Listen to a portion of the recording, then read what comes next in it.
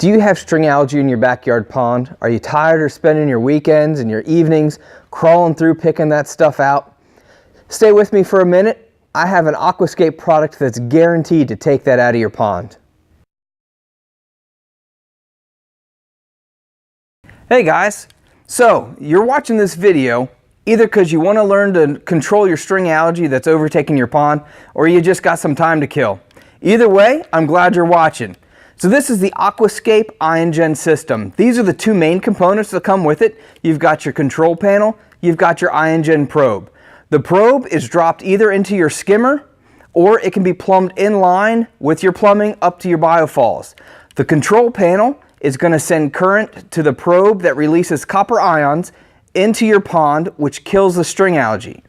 Now, as those copper ions are released into your system, this probe is going to begin to wear down and will, over time, need to be replaced, which is really simple.